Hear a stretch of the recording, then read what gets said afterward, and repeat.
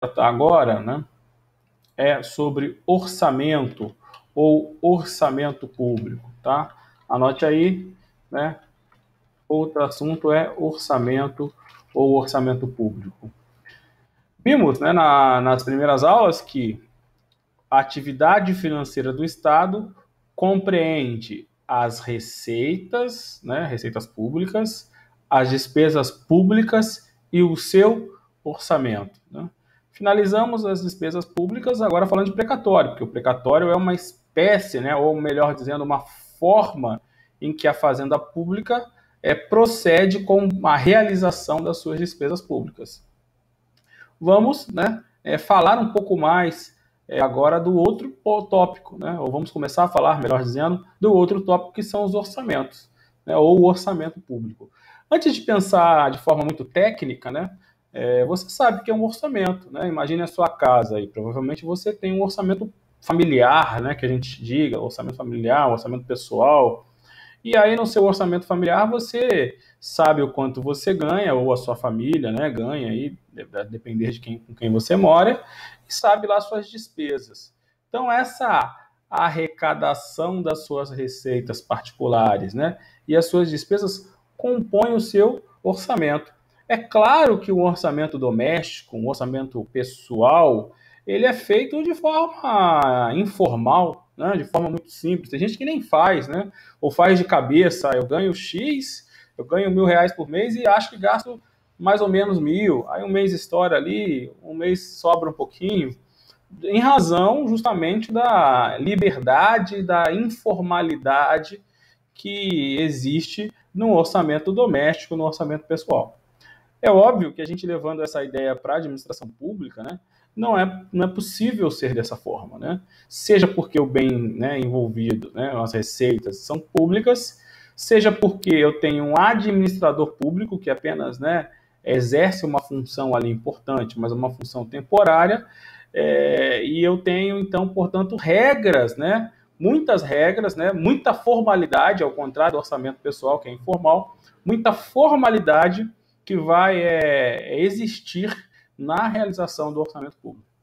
Então vamos estudar o que é um orçamento público, quais são os princípios que vigoram, né, no orçamento público, e regras gerais aí que os entes precisam fazer quando da realização de um orçamento público.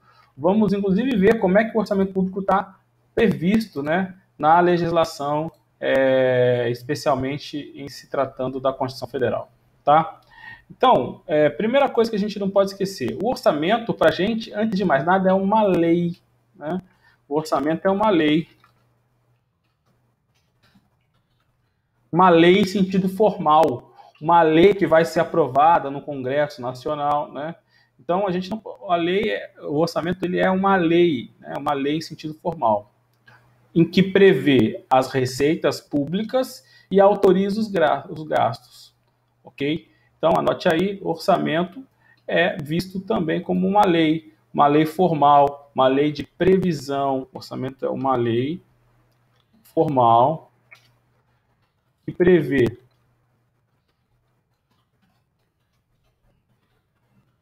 as receitas públicas e as despesas públicas. Então, o orçamento ele tem um caráter, né, de previsão, ele tem um caráter de expectativa, né, ele tem um caráter de poder mudar ao longo do tempo. A doutrina fala que o orçamento é uma lei formal, já vimos, né? O que significa ser uma lei formal? Que é criado através de um processo legislativo. E aí tudo que você vai aprender sobre o processo legislativo. Quem pode propor essa lei, a gente vai ver que o orçamento é o responsável, né? Ou a pessoa que tem capacidade de propor o orçamento é sempre o chefe do executivo. Vai ser aprovado no Congresso, né, na Casa Legislativa competente, né? Obviamente, se for na União, no Congresso Nacional, se for, né, no Estado, né, na Assembleia Legislativa e se for no município, na Câmara de Vereadores e assim por diante, ok? Então, mas é uma lei em sentido formal, certo? Que mais? Interessante também. O orçamento é uma lei temporária. Regra geral, né, as leis não são temporárias, né? Pode ser que tenha lei temporária, sim, mas em regra geral a lei entra em vigor até que outra lei a revogue. Já estudou isso? E nas normas de introdução ao direito brasileiro? Na minha época era a Lei de Introdução ao Código Civil. Lembra disso? Agora mudou, né? Recentemente, 2010. Olha que legal, né? É estudar direto, né? E eu me formei e muita coisa mudou. Por exemplo, aqui a Lei de Introdução a Normas do Direito Brasileiro. Então, uma lei, uma vez que ela entra em vigor, ela vai vigorar até que outra a revogue. Ou que surja outra, né, incompatível com ela, né, ou uma outra nova lei que seja incompatível. Mas, regra geral, a lei, uma vez em vigor, continua, né, permanece em vigor. Uma lei em vigor vai funcionar. Deixa eu ver se eu acho aqui. Procura aí. Decreto 4657 de 42. Lei de Introdução ao Direito Brasileiro. Aqui, achei. Artigo 2º. Então, isso que eu estou te falando está na Lei de Introdução ao Direito Brasileiro, LINDB. Muito bem. Parabéns, Gabriela. Também chamada de LINDB. Lei de Introdução ao Direito Brasileiro. Já viram a LINDB? Já estudaram? Então, olha lá o que está no artigo 2º. Não se destinando, à vigência temporária, a lei terá vigor até que outra modifique ou a revogue. As leis orçamentárias são, por regra, lei temporárias, ou seja, se destinam a uma vigência temporária. Então vamos pensar, o orçamento, né, da União tem vigência de 1 ano. Okay? Vai entrar em vigor hoje, vai vigorar por esse ano, né? Na verdade no início do ano. E ano que vem vai ter que ter outro orçamento e assim todos os anos recorrentemente. O PPA, que é uma lei orçamentária de 4 anos, também tem vigor temporariamente. Então as leis orçamentárias, né, têm como característica serem leis temporárias. Isso foge à regra do sistema legislativo brasileiro. Porque, como está escrito na Lei de Introdução ao Direito Brasileiro, exceto nas hipóteses de lei temporária, a lei fica em vigor até que outra a modifique ou a revogue. Muito bem? Dúvidas até aqui? Tranquilo, né? Outra característica dos orçamentos, né, ou das leis orçamentárias brasileiras, né, são leis ordinárias. Todas as leis orçamentárias, o nosso orçamento, ele é chamado de orçamento, mas ele é composto por 3 leis, né? O orçamento brasileiro é composto por 3 leis. Já comentamos isso, né? Lei orçamentária anual,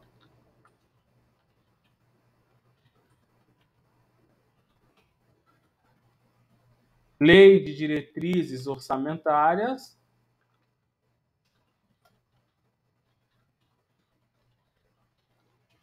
e PPA, que é o plano plurianual. Todas essas 3 leis, né, são leis ordinárias. Existe também os chamados créditos orçamentários. Imagina agora, a União precisou de mais dinheiro para fazer frente, né, não é indenização, né, aos auxílios emergenciais. E aí o que foram feitos? Foram abertos créditos orçamentários, que também são leis, né? Pode ser que seja por medida provisória, o governo vai autorizar, né, vai ratificar a medida provisória, mas também tem natureza de lei, ok? Em todas as hipóteses, eu estou falando de lei ordinária. Por que eu preciso destacar isso? Porque no sistema jurídico brasileiro, não sei se você já viu isso, né, olhando lá para a pirâmide de Kelsen, eu tenho outra lei, né, ou outras normas além da lei ordinária. Eu tenho a lei ordinária, acima da lei ordinária eu tenho as leis, né, complementares. Já ouviu falar das leis complementares? O que são leis complementares? É uma outra espécie legislativa. A Constituição entendeu que para alguns assuntos que eram de maior importância, era necessário a existência, né, ou a criação de leis complementares. Em resumo, né, as leis complementares, elas são chamadas de leis complementares justamente porque elas complementam alguns assuntos que o legislador constituinte quis que fosse dessa forma, né? Então vamos lá. Quando da criação, né, da Constituição Federal,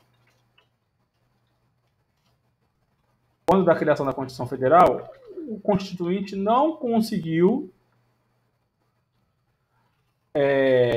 regular tudo quanto era matéria. E aí ele delegou esses assuntos, né? Delegou esses assuntos para que o legislador infraconstitucional, né, fizesse isso, para o legislador ordinário. Só que ele exigiu que fosse através de uma espécie normativa chamada de lei complementar. A lei complementar, então, é uma outra espécie normativa, né, em que tem matéria previamente estabelecida pela própria Constituição ou na própria Constituição, de forma que o legislador, né, exigiu um procedimento mais severo, né, se comparado com o procedimento da lei ordinária, de forma a fazer com que aquele assunto fosse melhor discutido, né? Quando eu exijo mais deputados, os senadores, né, ou mais deputados estaduais aprovando uma lei dessa, eu então estou criando uma dificuldade maior, e que isso, de certa forma, evidencia a importância daquele assunto, tá? Então, as diferenças, né, das leis, né, elas têm as diferenças entre lei ordinária e diferença entre a lei complementar, se dá pela sua forma de aprovação e também pela matéria nela, né, objeto dela, né? Enquanto na lei complementar eu vou utilizar sempre que a Constituição assim determinar, em outras palavras, o que a Constituição não determinar será feito através de lei ordinária. Então vamos lá. Por exemplo, né, a Constituição diz assim: a lei complementar criará norma geral sobre direito financeiro. Então, para uma norma geral de direito financeiro, eu preciso criar através de uma lei complementar. Normas gerais de direito tributário, né, o Código Tributário Nacional, a Constituição diz que vai ser feito através de uma lei complementar. Então, a partir da Constituição de 88, porque antes não era assim, eu tenho que criar esses assuntos ou tratar esses assuntos através de uma lei complementar. A gente já conversou que esses assuntos anteriormente não eram delegados, né, para serem tratados através de uma lei complementar, e a gente acabou recepcionando, né, assuntos destes, né, ou leis que tratavam sobre esses assuntos, que eram, à época, criados como lei ordinária, ou às vezes até como decreto, a gente acabou recepcionando, inclusive, com status de lei complementar. Mas a partir de então, ou a partir da Constituição de 88, para eu alterar essas leis, né, ou ainda para criar uma nova lei sobre esses assuntos, eu preciso de uma lei complementar. Boa noite. Esse complemento à Constituição Federal está contido na norma, está contido na eficácia da norma? Não, eu acho que uma coisa não tem nada a ver com a outra, o Carlos, Gustavo. Lá em direito constitucional a gente aprende, né, ou a gente vê uma classificação das normas em normas de eficácia plena, normas de eficácia, né, contida e normas de eficácia limitada. As normas de eficácia contida são aquelas que poderão ser contidas, né, restritas por uma lei. Então, o legislador permite que uma lei venha a conter a eficácia daquela norma. Então, o trabalho é livre nos termos da lei. Aí vem uma lei, Estatuto da Ordem dos Advogados do Brasil, que restringe o exercício do trabalho para a profissão de advogado. Só que veja, né, essa restrição ela não precisa ser por lei complementar, ela pode ser por lei ordinária. Então, quando o José, como é que chama o nome do maluco? Do legislador aí que criou a classificação? Vou lembrar já. Né? Quando o doutrinador que criou, né, essa classificação das normas constitucionais, José Afonso da Silva, lembrei, né? Ele, você também falou, então, obrigado. Ele só pensou na restrição em si. Ele não diz, se a restrição, para ser restrição, tem que ser restrição por lei complementar ou por lei ordinária. Ele não faz essa distinção, ok? Então, pode ser que uma norma seja restrita por uma lei complementar, pode ser que uma norma seja restrita por uma lei ordinária, tanto faz, ele não entrou nesse mérito, tá? Ok? Mas sim, você tem razão até certo ponto. Perfeito? Foi? Então, o próprio legislador constituinte, né, constitucional, que criou a Constituição, ele elencou alguns assuntos que deveriam ou deverão ser tratados através de lei complementar. Então, por exemplo, norma geral de direito tributário. Se eu quiser criar um novo Código Tributário Nacional ou alterar o até então existente. Negócio chato, não consigo desligar. Desliguei. Ou criar ou alterar o código existente. Eu tenho que fazer através de lei complementar. Bom. Ok? Então, primeiro requisito da lei complementar. Os assuntos estão previamente estabelecidos. Se eu quiser regulamentar outro assunto que não esteja definido na própria Constituição como lei complementar, aí é lei ordinária, certo? Os próprios orçamentos, a Constituição fala, né, que a gente tem orçamentos a serem criados, né, e ela não fala qual tipo de lei. Portanto, lei ordinária, certo? Então, a própria Constituição, quando vai tratar de direito financeiro, e diz assim, né, leis de iniciativa, vou colocar aí para você, leis de iniciativa do Poder Executivo estabelecerão. Então, artigo 165 começa a tratar de orçamento público. E aí ele fala assim, leis de iniciativa, ponto. Que lei é essa? Lei ordinária. Em outras palavras, quando ele quer tratar de lei, né, complementar, ele vai dizer expressamente. Olha só aqui o 165 também, agora no seu parágrafo 9º da Constituição Federal.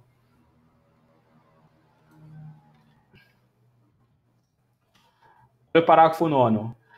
Cabe à lei complementar 1. Dispor sobre exercício financeiro. Né? 2. Estabelecer normas de gestão financeira. Não importa o conteúdo nesse momento. O que importa para você é regra geral, ou a Constituição não disse nada, né? É lei ordinária. Quando a Constituição quiser que o assunto seja tratado, né, como lei complementar, ela vai dizer expressamente. Estão travando para vocês aí? Me fala aí. Se for só ao seu, Gabriel, sai e entra de novo. Certo? Isso é importante.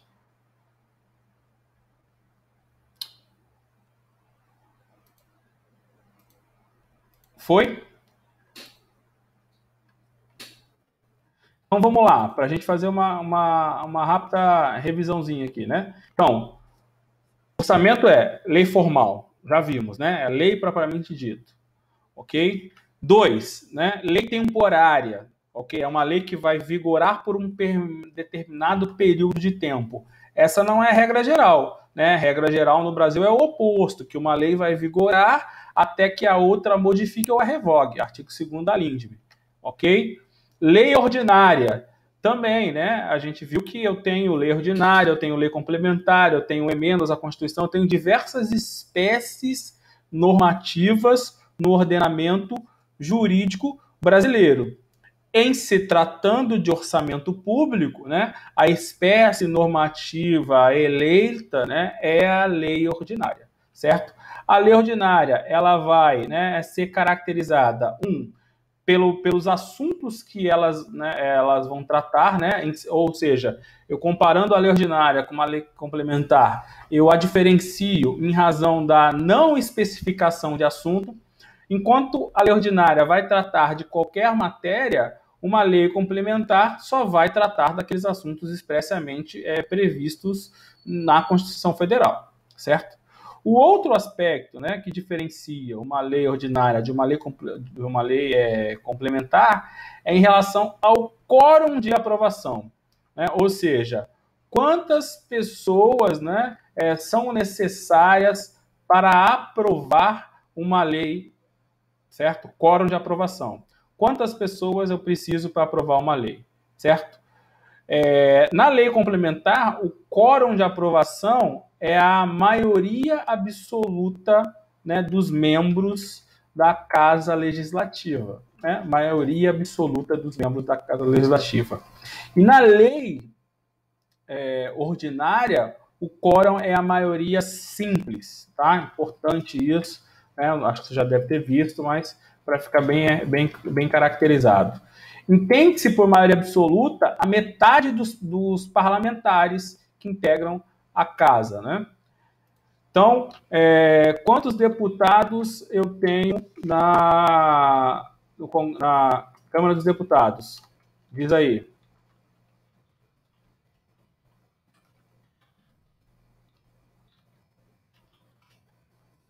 Muito bem, né? Então, a maioria absoluta é 513 dividido por 2. Quanto que dá? Faz a conta aí. 247, é isso? 257. Que é 256, né? A maioria absoluta, 257. Então, eu preciso de pelo menos 257, né, deputados, né, pensando na Câmara dos Deputados, para aprovar uma lei complementar. E a lei ordinária, quanto que eu preciso? Metade dos membros presentes mais um. Então, aberto, né, o quórum de votação, você tem lá 400 deputados, né, 201 já são suficientes, por exemplo, para aprovar. Por quê? Porque basta, né, a maioria simples. Né? Lembrando que maioria simples é o quórum, né, dos presentes, né, com mais um, ok? Outra coisa que é diferente, né, pensando na hierarquia das normas, a lei complementar está acima da lei ordinária, né? Então, a lei complementar, ela, né, segundo, né, a maioria da doutrina aí que admite a hierarquia da norma, coloca a lei complementar como superior ou de maior força à lei ordinária, tá bom? Então, basicamente, são essas aqui as diferenças, né? E eu, quando tratar de orçamento, preciso me lembrar que o orçamento é uma lei ordinária, tá bom? Uma lei ordinária especial. Por quê? Porque ela tem um processo também diferenciado de aprovação. Por mais que seja uma lei ordinária, é uma lei ordinária especial.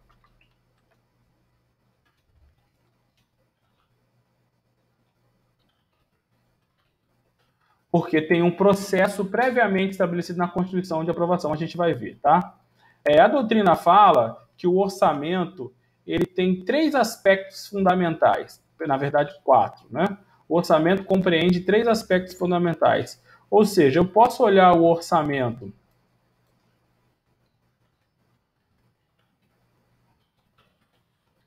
por 3 óticas ou 3 prismas.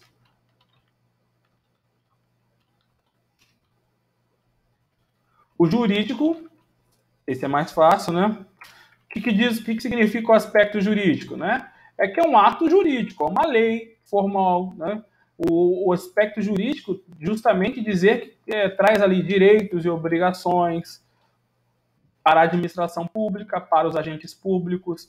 Então, um prefeito não pode, né? Você sabe muito bem disso, fazer nenhum gasto que não esteja previsto no orçamento.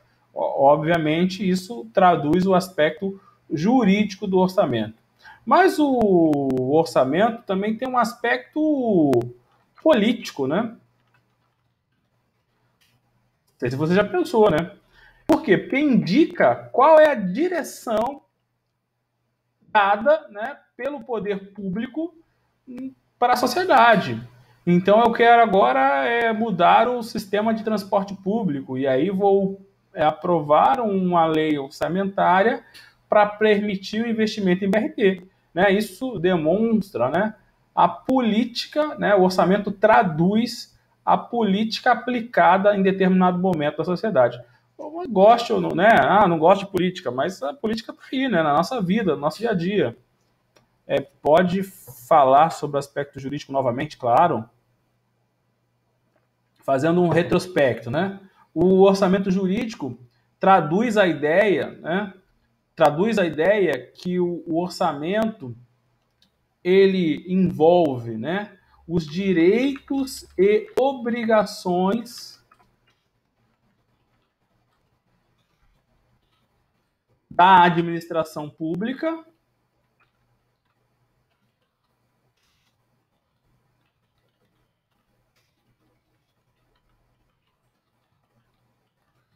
e dos administrados. Aí eu te dei um exemplo, né? Em razão do orçamento, o gestor público ele só pode fazer gastos previstos no orçamento. E ao oposto, você como gestor pode, inclusive, como administrado, né? Como cidadão, você pode, inclusive, exigir a comprovação e a realização daqueles gastos previstos no orçamento. Então, né, existe uma natureza, né, de direitos e obrigações que vão advir, né, do orçamento público. Ok? Então, isso é o aspecto jurídico. O aspecto jurídico não é também por ser uma lei, mas acho que mais do que por ser uma lei, traduz a ideia de direitos e obrigações. Obrigações que ambos ou todos vão ter, né? Tanto aqueles que estão diretamente, né, ligados à administração pública, ou como aqueles que sofrem, né, os efeitos da administração pública ou os administrados. Ok? Então, o aspecto jurídico é esse, né? É o aspecto ligado aos direitos e às obrigações decorrentes do orçamento ser uma questão jurídica.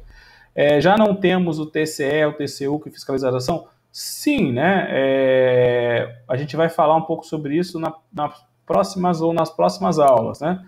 Quem fiscaliza o cumprimento do orçamento? Os tribunais de contas, né, como colocou muito bem aqui o Carlos, o TCE e o TCU, também fiscalizam o orçamento, mas não são os únicos, né? Na verdade, tecnicamente, ou nos termos previstos na Constituição, cabe ao Poder Legislativo, a gente vai falar sobre isso, não se preocupe, né? Só um paralelo aí para complementar aqui a informação do Carlos. Cabe ao Poder Legislativo, com o auxílio do Tribunal de Contas, exercer a fiscalização da atividade, né, do Executivo, né, da aplicação do orçamento público. Então, tecnicamente, né, ou literalmente nos termos da Constituição, cabe ao Poder Legislativo fazer a fiscalização. Mas como o Legislativo, né, ele não tem a técnica, a Constituição criou os tribunais de contas para ser seu auxiliar. Tem gente que critica essa afirmação, né, e entende que não, mas o Tribunal de Contas é um órgão de Estado e tem uma importância maior do que o mero auxiliar. Mas de um jeito ou de outro, né, a fiscalização ela vai ser exercida pelo Legislativo e pelo Tribunal de Contas. Aí vai essa ressalva aí se ele é um mero auxiliar ou se ele é um fiscal independente. E eu tenho outros instrumentos de fiscalização. O próprio povo, né, também pode fiscalizar. Então a gente vai ver isso depois. A gente vai ver que o próprio ente, né, internamente, tem que fiscalizar. Então a gente vai estudar, não se preocupa, não está agora que vai ser objeto de outra aula, né? Existe a fiscalização interna, existe a fiscalização externa e existe a fiscalização particular. Conhece a CGU, né? A CGU é um exemplo de órgão interno de fiscalização. Então, as secretarias, né, internas de fiscalização, também chamadas de controladorias, né, também a Constituição determina que cada ente vai criar órgãos internos de fiscalização. E, além disso, eu tenho os órgãos externos, como o Poder Legislativo, com o auxílio dos tribunais de contas, e eu tenho o próprio cidadão podendo fiscalizar e denunciar. E aí tem os instrumentos, né, de fiscalização que foram criados, principalmente pela Lei de Responsabilidade Fiscal, como o Portal da Transparência, aí, como você falou. O povo, ele pode, denunciar diretamente aos órgãos de fiscalização, ou pode entrar com ações, né, como, por exemplo, a ação popular. A ação popular é o instrumento, né, para permitir que o povo, né, ou o cidadão, ingresse diretamente para preservar o patrimônio público. Já vou falar da ação popular, né? Ação popular. Deixa eu pegar o número aqui da lei. Pode falar. Então, o povo ele pode denunciar para os órgãos de fiscalização, ou ele pode fiscalizar diretamente, socorrendo, né, se do judiciário e ingressando a chamada ação popular, tá? Então, eu inclusive, já advoguei no caso de uma ação popular que um cidadão moveu contra uma OS aí, porque ele alegava, né, que tinha algumas irregularidades, tá? Olha só o que diz o parágrafo 1º da Lei 4717, que regulamenta a ação popular. Qualquer cidadão será parte legítima para pleitear a anulação ou a declaração de nulidade de atos lesivos ao patrimônio da União, dos estados, do município e federal, de entidades autárquicas, sociedade de economia mista ou sociedades mútuas de seguro, das quais a União represente os seus segurados, ausentes, a empresa pública de serviços sociais autônomos, né? Mas vou pular aqui, né? Porque é muito detalhezinho aqui. Qual o objetivo da ação popular, né? Proteger o patrimônio público, né? Qual o objetivo, né? Anular ou declarar nulidade de atos, né, do patrimônio público. Então, um contrato que você sabe que está superfaturado, não é isso? Um contrato que o bem não foi entregue. Na prática, as pessoas não se utilizam muito desse instrumento, né? Acabam deixando apenas para os órgãos de fiscalização. Mas na teoria é possível, né? Então, uma não defesa de um bem público, olha só o parágrafo 1º, considera-se patrimônio público para fins do referido neste artigo os bens e direitos de valor econômico, artístico, estético, histórico, turístico, tá? Então, existe aí formas do povo também fiscalizar, seja pela denúncia, né, ou seja o ingresso de uma ação popular. Foi aí, Carlos? Tá? Então, o segundo aspecto que a gente viu é o aspecto político. O primeiro aspecto, de novo, aspecto jurídico, né? Ou seja, envolve, né, o fato do ato da lei orçamentária ser um ato que gera direitos e obrigações à administração pública, aos agentes públicos e aos administrados. Segundo aspecto político, o orçamento, ele né, ou ele traz, né, a tradução da vontade política do povo, né, e dos seus representantes naquele determinado momento. Ou seja, qual é a necessidade coletiva que a sociedade elegeu naquele momento, né? Então, a necessidade é enfrentar o coronavírus, então o orçamento vai traduzir essa vontade política da sociedade, ok? O que mais, né? Tem um aspecto econômico, né? Então, letra C aí dos aspecto econômico, certo? O aspecto econômico, né, traduz a elaboração, né, das questões fiscais e econômicas. Então, o quanto eu estou arrecadando, né, o quanto eu estou gastando, o percentual está aumentando, está diminuindo, eu estou tendo um déficit, eu estou tendo superávit, né, eu estou gastando mais do que eu vou receber, ou estou gastando menos do que eu vou receber e, portanto, estou tendo superávit. Então, essas são as questões econômicas, tá? Econômicas do orçamento. E, por fim, a doutrina fala em questões técnicas, né? Técnicas.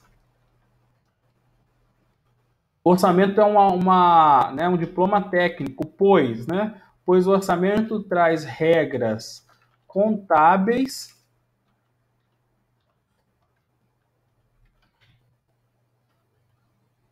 a serem observadas.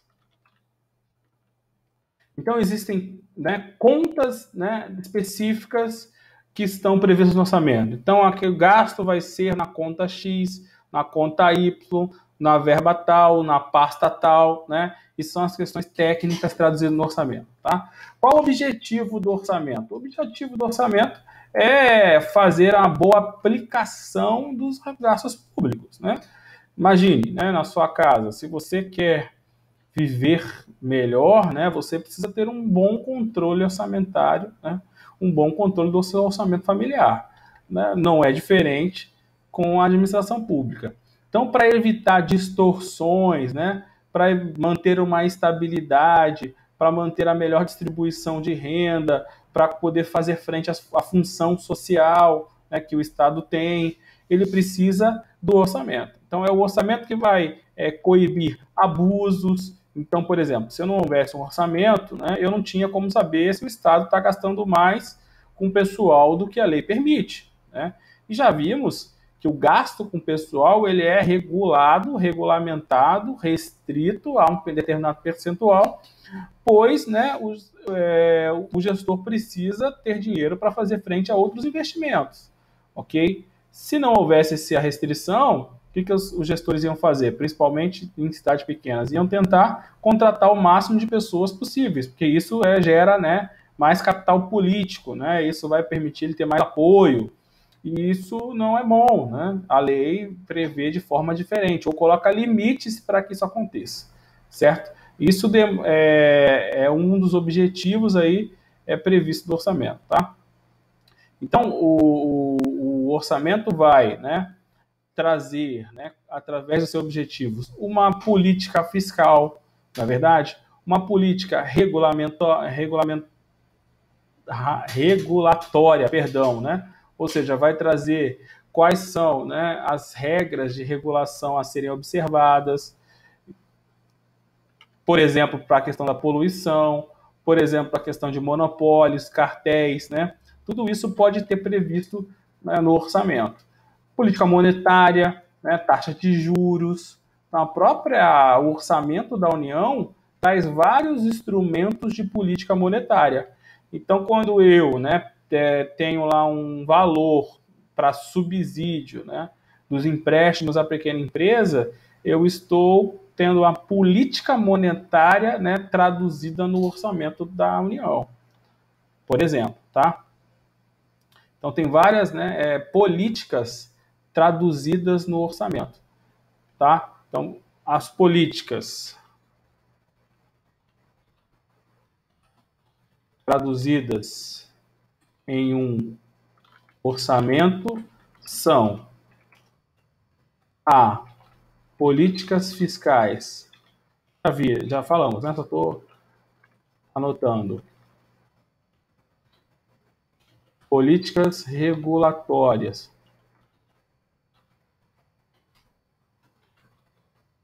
E políticas monetárias. Certo?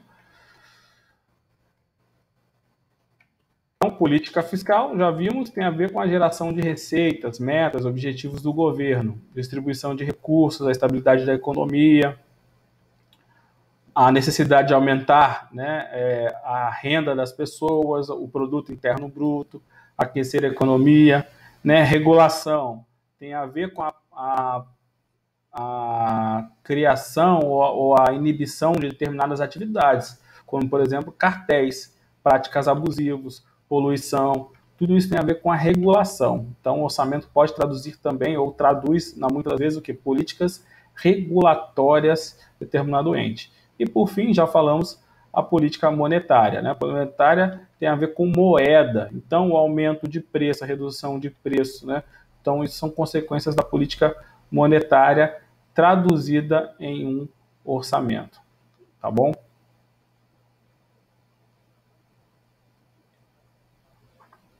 Próximo assunto. Princípios orçamentários.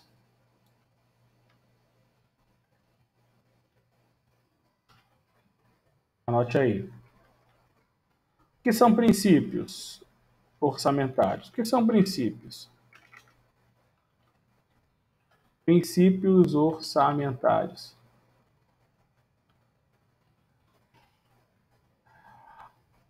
A doutrina, né, reconhece diversos princípios que devem ser observados quando da, né, elaboração do orçamento. Ok? O primeiro princípio que a doutrina reconhece, né, que a doutrina fala, é o princípio da legalidade. Mas o princípio da legalidade a gente já viu, inclusive, né, quando a gente falou sobre princípios gerais do direito financeiro.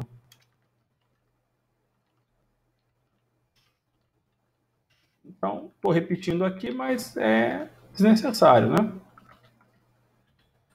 Então vamos lá. Dentro do direito financeiro eu tenho um princípio geral, que é o princípio da legalidade. E quando estou falando de orçamento, que é um dos ramos do direito financeiro, eu não posso esquecer do princípio da legalidade, que também, né, legais, né? Princípio da legalidade, perdão.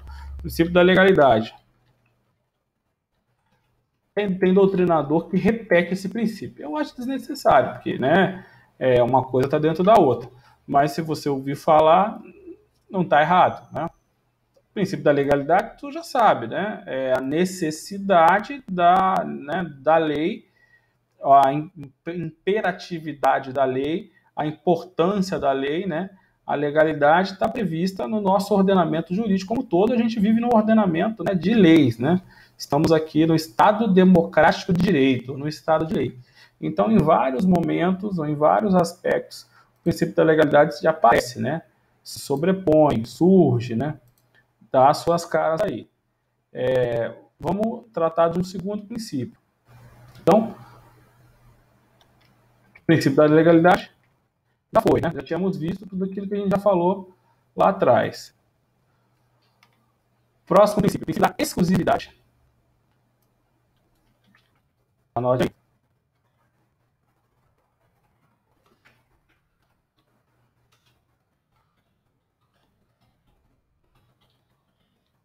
Exclusividade. Qual é a grande questão aqui, pessoal? No passado, como o orçamento é uma lei que tinha que ser aprovada, né, o que tem que ser aprovada anualmente, exceto o TPA, que é de 4 anos, os, né, legisladores, né, eles aproveitavam isso e incluíam no orçamento assuntos que não eram do orçamento.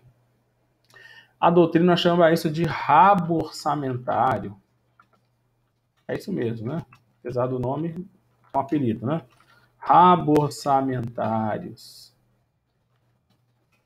Caudas orçamentárias, né?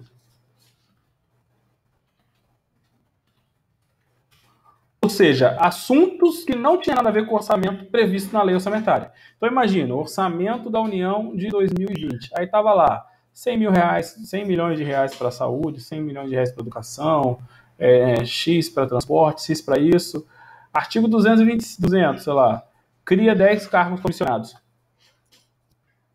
Ou seja, inclui-se um assunto que não tem nada a ver, né, no orçamento, para aproveitar a lei. Em razão disto, né, criou-se o princípio da legalidade. Ou seja, em razão disso, passou-se a ser proibido a inclusão, né, de matéria diversa no orçamento.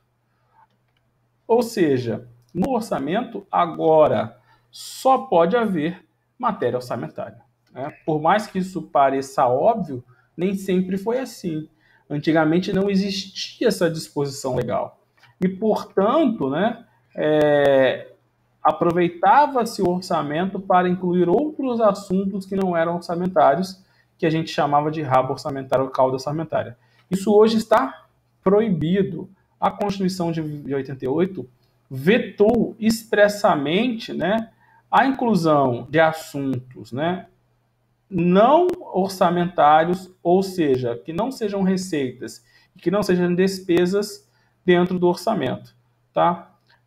Existe, né, uma disposição constitucional nesse sentido. Abra a sua Constituição, no artigo 165, parágrafo 8º.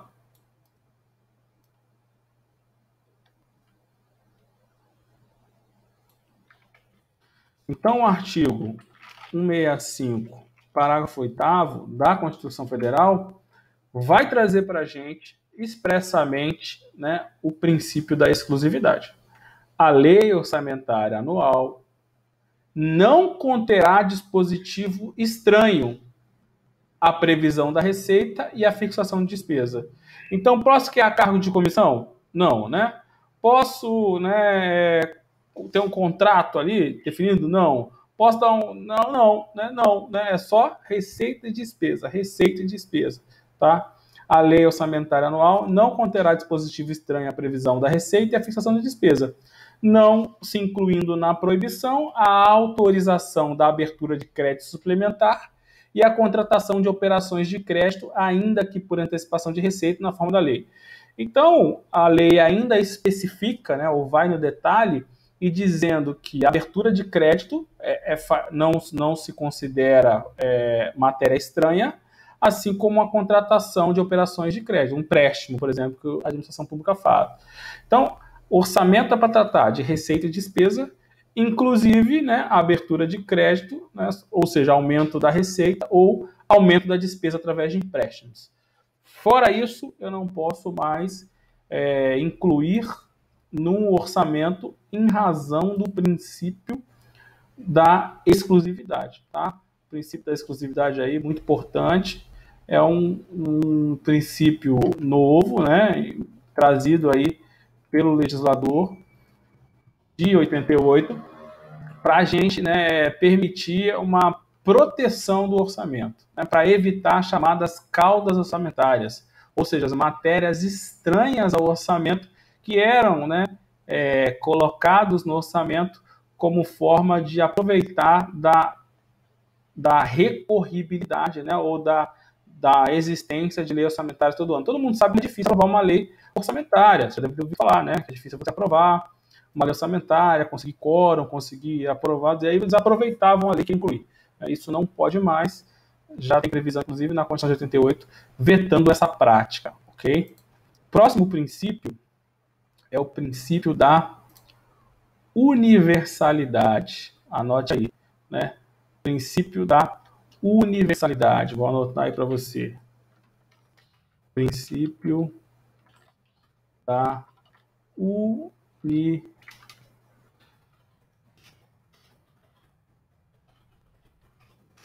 Muito sugestivo, né? O que é uma coisa universal? Né? O que vai traduzir, portanto, o princípio da universalidade? Né? O princípio da universalidade traduz a ideia, né, a necessidade de que todas as receitas e despesas devem estar previstas no orçamento. Segundo José Afonso da Silva, né? Segundo José Afonso da Silva, famosíssimo, né? Você já sabe disso. Por esse princípio, a gente tem a noção de orçamento global.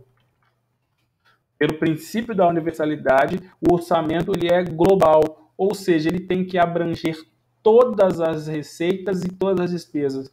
Posso deixar alguma despesa fora do orçamento? Em outras palavras, não. Posso, né, ter receitas fora do orçamento?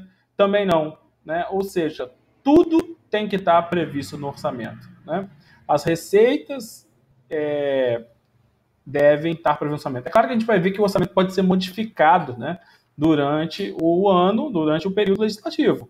Mas, em regra geral, a universalidade determina, né, faz com que os valores devem estar previstos no orçamento, ainda que de forma bruta, ainda que de forma, né, genérica, mas devem estar previstos no orçamento. Isso acontece, né, ou isso tem previsão em razão do princípio da universalidade.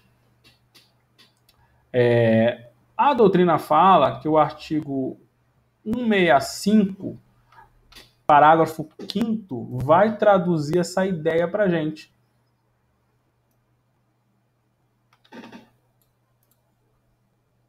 Abra aí seu artigo 65, parágrafo 5º. Só um minutinho que eu tô pegando para você.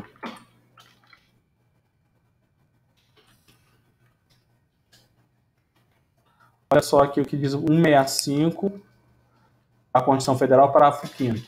A lei orçamentária anual compreenderá o orçamento fiscal referente aos poderes da União, seus fundos, órgãos, entidades de administração direta e indireta, inclusive fundações, instituídas e mantidas pelo poder público. 2. O orçamento de investimentos das empresas que a União, direta ou indiretamente, detenha a maioria do capital social com direito a voto. 3. O orçamento da Seguridade Social, abrangindo todas as entidades e órgãos a ela vinculados à administração direta ou indireta. Ficou alguém de fora?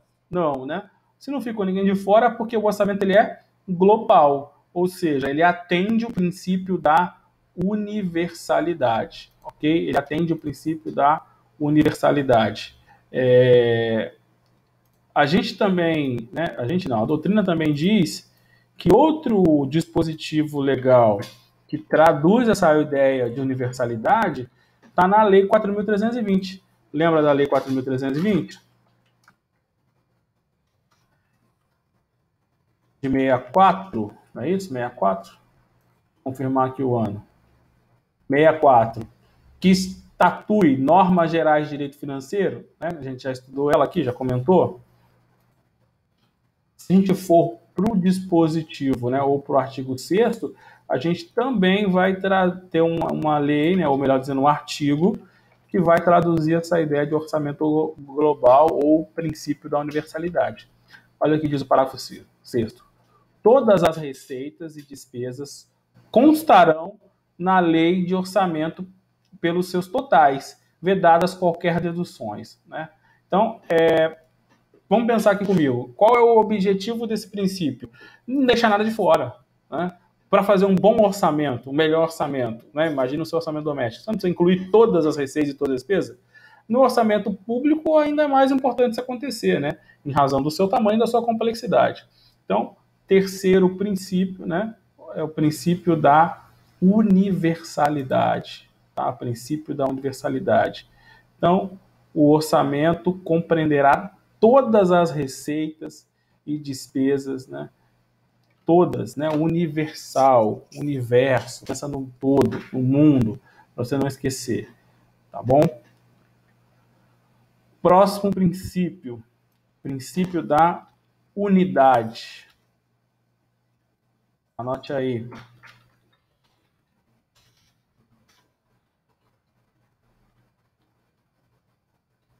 Princípio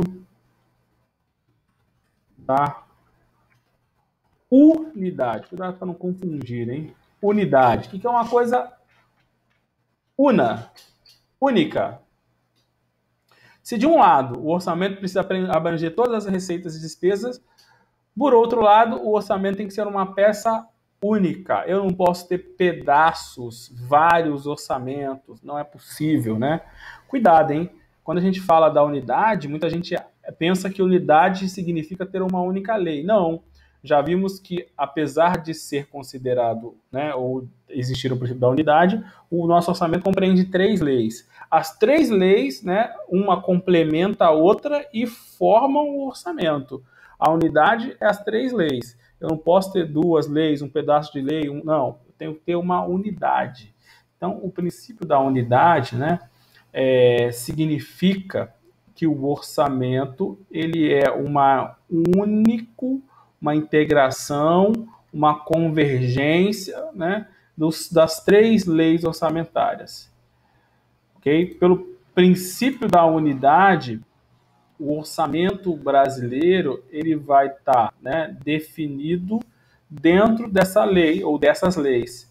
Eu não posso ter, né, nada, né, não posso ter uma lei parcial. Eu não posso ter uma lei, né, faltando partes, né? Então eu tenho que ver o orçamento como uma coisa única, tá? Princípio da unidade. Deixa eu achar aqui a lei. O artigo 2º da Lei 4.320 vai fazer referência também a esse princípio.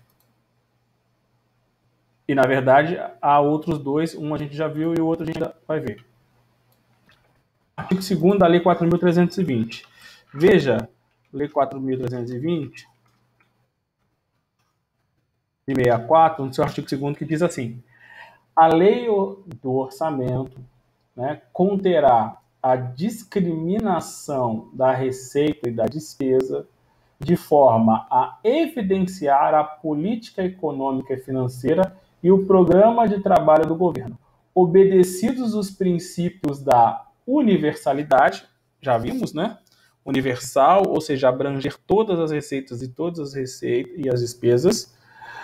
2, né? Ou continuando, o princípio da unidade, que é o que a gente está vendo agora, certo? O princípio da unidade, no sentido de que é um único, né, orçamento, no sentido de que o orçamento é composto por um único documento, né?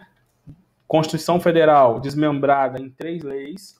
Então, o orçamento é esse conjunto, né? Constituição Federal, 3 leis. É isso que vai traduzir o princípio da unidade, ok? E, por fim, o princípio da anualidade, que a gente ainda vai falar daqui a pouco, tá? O modelo, o que eu quero que você fique claro para você, né? O modelo orçamentário, né, previsto na Constituição de 88, traduz a ideia de orçamento único. Então, a Constituição Federal dá uma ideia de orçamento único desmembrada nas 3 leis. Por que eu tenho 3 leis? Porque cada uma vai tratar de um assunto, ou vai tratar de melhor dizendo, de um momento do orçamento. Certo? Vai tratar de um momento do orçamento.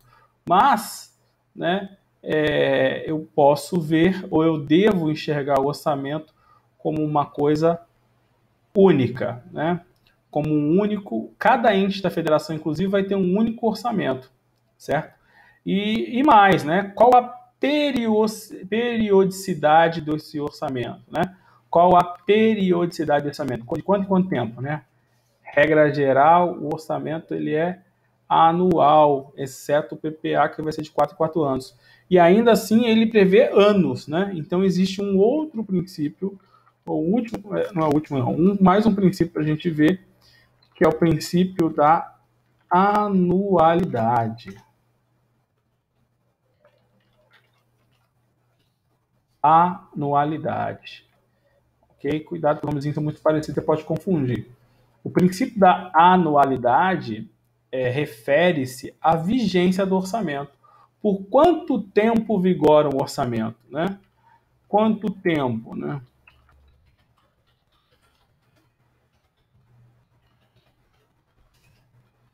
Regra geral, 1 ano. A LOA, 1 ano. A LDO, 1 ano. E o PPA, 4 anos. Observe que o mesmo PPA, né, que não é 1 ano especificamente, mas é contado em anos, né?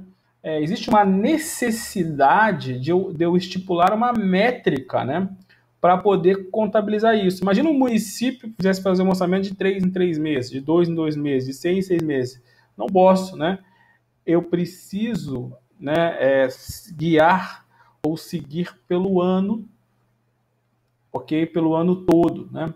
O artigo 34 da Lei 4.324 vai dizer que o orçamento ele é por um exercício financeiro, e o exercício financeiro compreende ao ano civil, Lei 4.324, né? E o ano civil você já sabe, né? O ano civil é quando? De 1º de janeiro a 31 de dezembro.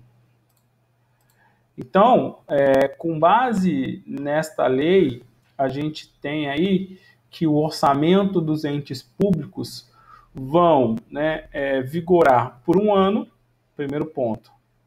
E esse ano compreende ao ano civil, né? Esse ano é chamado de exercício financeiro, né? 1 ano do orçamento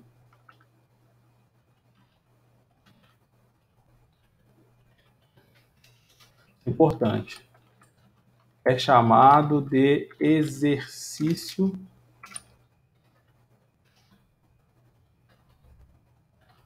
financeiro. E o exercício financeiro compreende o ano civil, que aí você já sabe que é de 1º de janeiro a 31 de dezembro. Só a título de exemplo, né, o exercício social, que é o período que uma empresa vai estabelecer apurar os seus resultados, né, fazer o seu balanço patrimonial e financeiro, pode ser em outro período que não seja o ano civil. Então você pode colocar, por exemplo, de fevereiro a fevereiro, tá? Só para te dar um exemplo. Artigo 34, perdão, tem razão, Suelen. Lei 4.320. Tá? 34 da Lei 4.320. É uma forma, né, de melhor cuidar do orçamento. O princípio não são bases, não são pilares, né, não são normas, né, ou regras, melhor dizendo, né, princípios que vão servir para aplicação de determinado instituto.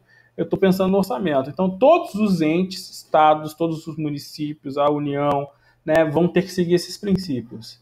Esses princípios vão fazer com que os orçamentos dos 5.000 e poucos municípios, né, de todos os estados e da União sejam uniformes, né, tenham a mesma meta, tenham a mesma organização. Então, por isso que a gente precisa desses princípios.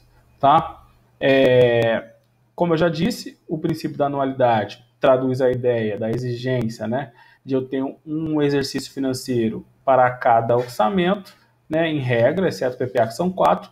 Esse exercício compreende o ano civil, está previsto no artigo 2º lá da Lei 4.320 e no artigo 34 aí da Lei 4.320. Tá? Essa periodicidade é um elemento essencial para o orçamento, não é isso? Então, quando eu penso em princípio da anualidade, eu estou pensando o que? Na periodicidade orçamentária. Não tem como pensar em orçamento sem pensar em período. Né? A primeira coisa que você vai fazer, faça um orçamento para sua casa, vai ser mensal, anual, né? É claro que o seu orçamento doméstico, como eu já disse, é informal. Então você faz o tempo que você quiser. Normalmente você faz mês a mês. Já o orçamento público, né, ele é anual, em razão do princípio da anualidade. Foi? Próximo. Princípio da programação. Bem teórico esse aqui, né? Bem doutrinário. O que diz o princípio da programação? Que o orçamento deve conter, né, não apenas estimativas de receitas e despesas, né, para o exercício seguinte, mas também os objetivos e metas, né, relacionadas à necessidade pública. Então, o princípio da programação traduz a necessidade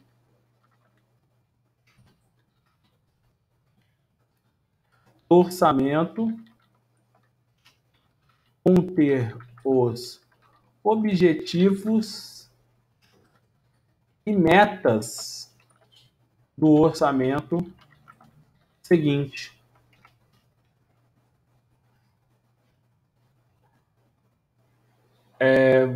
Vários dispositivos constitucionais, né, vão traduzir essa ideia.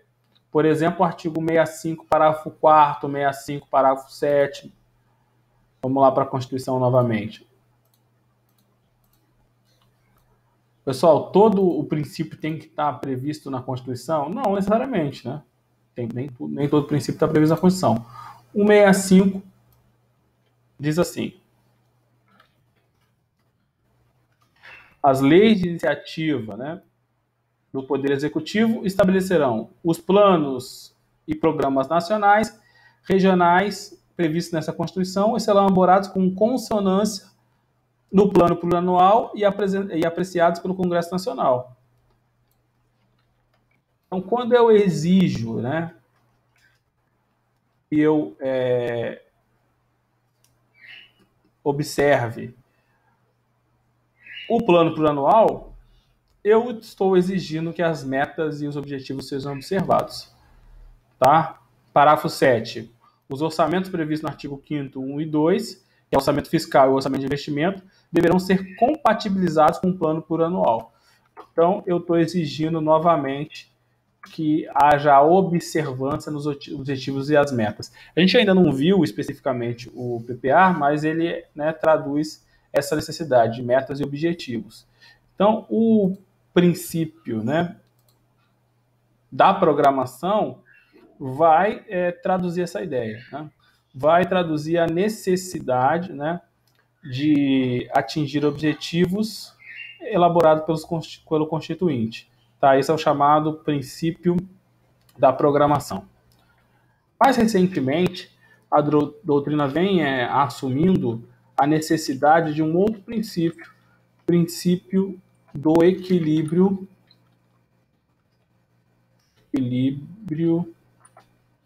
orçamentário. Não dá mais para pensar em orçamento, né, sem exigir do administrador público que ele, né, respeite, né, as metas, né, e as previsões previstas no orçamento público. Então, o princípio do equilíbrio é a exigência trazida no orçamento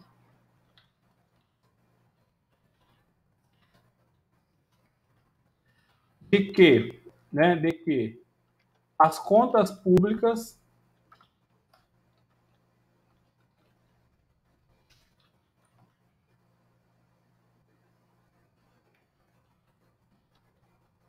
devam respeitar o orçamento. Já vimos isso, né? O melhor gestor é aquele que gasta mais do que ele tem para receber, ou é aquele que economiza o dinheiro público? Em que pese seja possível que haja no orçamento, né, o superávit fiscal. O que é o superávit fiscal? É a necessidade de haver alguma economia, né? Eu quero ter um superávit de 5%. Ou seja, eu vou arrecadar mais do que eu gastei. Isso é possível, né? O orçamento prevê o superávit. Mas isso tem que ser uma exceção, né? Uma previsão orçamentária.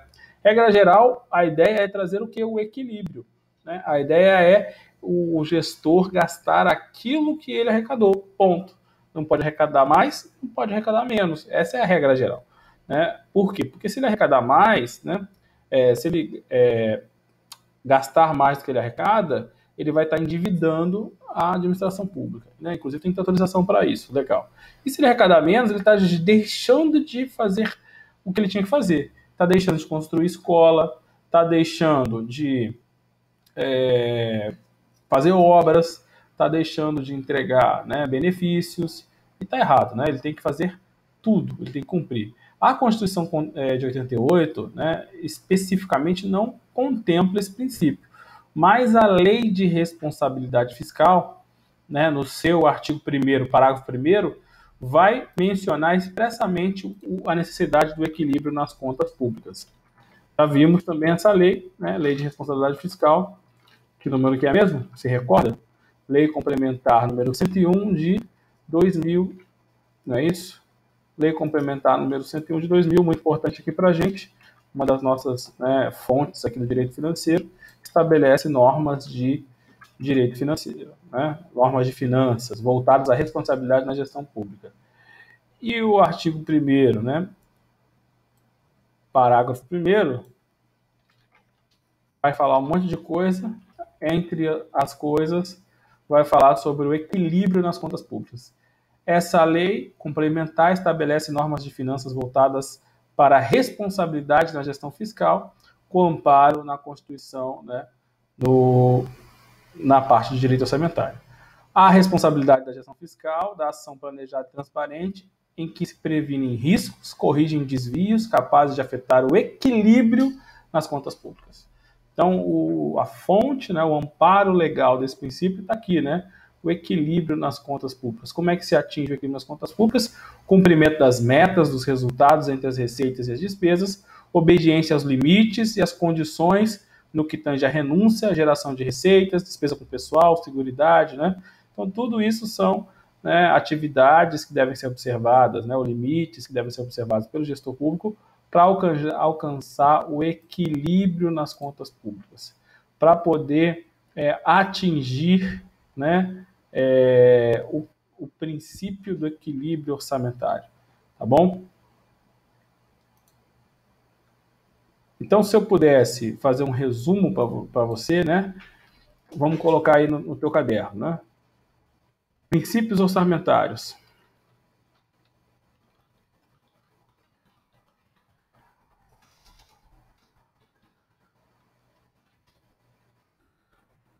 Princípio da exclusividade.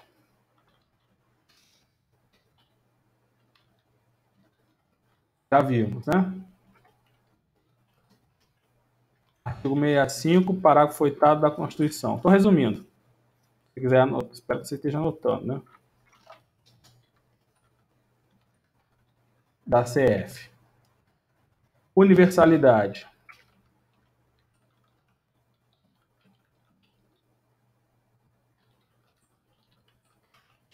Artigo 65, parágrafo 5º.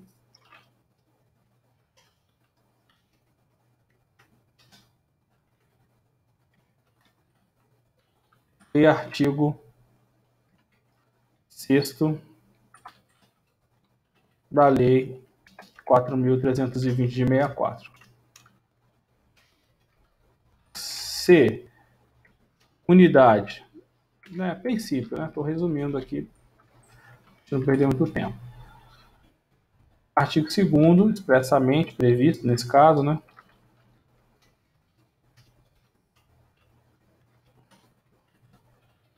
Lei 4.320 de 64. Anuidade. Fundamento.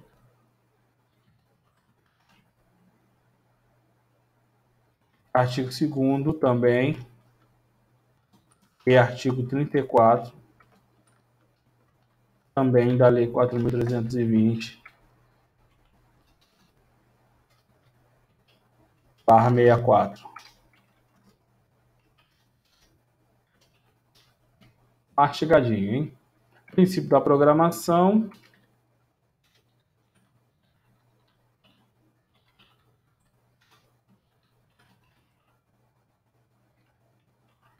Artigo 65, parágrafo 4º e parágrafo 7º da CF. E letra F, equilíbrio financeiro. Artigo 1º, parágrafo 1º.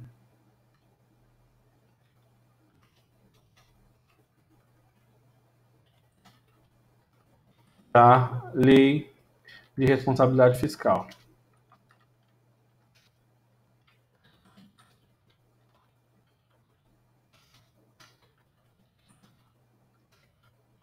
Que é a Lei Complementar 101 de 2000. Ó, um jeitinho para anotar para estudar.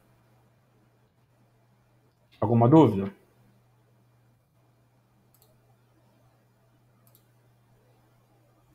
Não é porque não está tendo prova que tu não está estudando, não, né, filho? Tem que estudar. Né? Porque depois, quando você chegar na prova da OAB, no concurso, tá estudando, né? Então aí, segunda-feira não tem live, não. Vamos falar mais um pouquinho. Né? Como eu já falei, a Constituição Federal, no artigo 65, vai trazer, né, as normas orçamentárias a serem respeitadas, né, pelos entes da União. E a primeira coisa que a gente tem que observar, isso está no artigo 65. A primeira coisa que eu vou destacar para você é que todas as leis orçamentárias, né, as 3 leis previstas, são de iniciativa do chefe do Poder Executivo.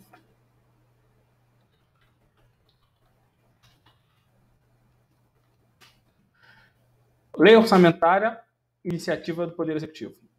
É sempre assim? Não, né? Existem matérias, né, ou assuntos que existem competências previstas, né, na Constituição Federal. Você vai estudar em direito constitucional depois, né, as competências, né, para determinadas matérias, né, para determinados assuntos. Ou seja, quem compete propor determinadas normas? Existe um rol de normas, né, um rol de competências que são do chefe do executivo, né, que são de competências do chefe do executivo. Isso é importante. Por quê? Porque cabe a ele, né, propor leis sobre esses assuntos.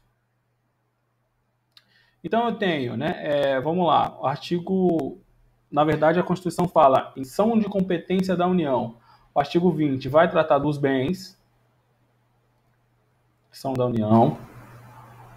O artigo 22, perdão, 21, trata, né, de outros assuntos, como por exemplo, 21, compete à União manter relações com os estados estrangeiros, declarar guerra, celebrar paz, assegurar a defesa nacional, decretar estado de sítio, né, são assuntos de competência da União. O artigo 24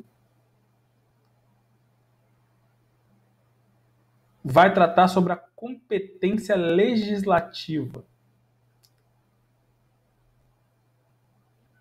E na competência legislativa, em se tratando de direito financeiro, a competência sobre direito financeiro ela é, né, partida, ou seja, todos os entes podem tratar desse assunto. Compete à União, aos Estados, ao Distrito Federal, né, legislar concorrentemente sobre direito tributário, direito financeiro e direito penitenciário. Agora, o projeto de lei, olha a diferença, tá? Uma coisa é a competência geral legislativa, outra coisa é a competência de criar a lei, de propor a lei. Então, esse projeto de lei ele vai sair do executivo. Então, para ficar resumido, o presidente da República, o governador, né, o prefeito, é ele que vai criar esse projeto de lei orçamentário, né? Então, todo ano ele vai ter que mandar uma proposta de lei orçamentária, né, com as receitas e as despesas que ele entende que vão surgir no ano que vem, para que sejam, né, aprovadas e ou modificadas no Congresso Nacional. É aqui que surgem as emendas. Já eu falo das emendas parlamentares. Emendas são nada mais são que as mudanças no projeto de lei vindo do Executivo para ser aprovado. Ok? Já vimos que eu só posso agora fazer emendas, né, eu como parlamentar, que sejam emendas financeiras, que sejam emendas de receita e despesa, não posso colocar outro assunto. Né? O princípio da exclusividade traduz essa ideia. Tá? Mas eu ainda posso fazer mudanças, né, ou fazer emendas nesse projeto de lei, para aumentar ou retirar determinadas receitas ou despesas. Ok? Mas o projeto, ele inicia-se no Poder Executivo. Isso é uma peculiaridade, né? É uma especificidade das leis orçamentárias. Regra geral, uma lei pode ser proposta por quê? Por qualquer deputado, né? Qualquer vereador, por qualquer, né, membro do Congresso Nacional.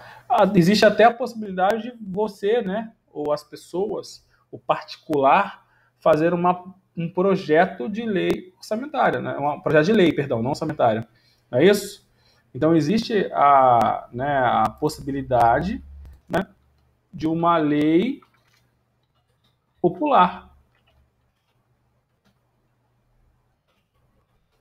As pessoas se reúnem, né, obviamente, né, que a iniciativa popular existe uma regulamentação, uma quantidade mínima de pessoas para isso. Então, mas existe a possibilidade, né, das pessoas exercerem, né, a sua soberania através de uma lei de iniciativa popular. Isso pode acontecer em lei orçamentária? Não. Por quê? Porque a Constituição diz expressamente que é a competência do chefe do Executivo. Pode ser uma lei para tratar de cargos em comissão, pode ser de uma lei para tratar, né, da mudança de uma rua, né, de nome de uma rua, pode ser uma lei para outros assuntos, menos uma lei orçamentária. Tá? Isso é muito importante, isso cai bastante em prova. Tá? Então anote isso. Né? Os projetos de lei orçamentária, ou seja, a LDO, o PPA, né, a LOA, são leis que têm iniciativa no chefe do executivo. Ou seja, se for uma lei orçamentária federal, é do presidente da República. Se for, né, uma lei orçamentária do estado, é do governador e assim por diante, tá? Isso é muito importante. Pessoal, alguma dúvida?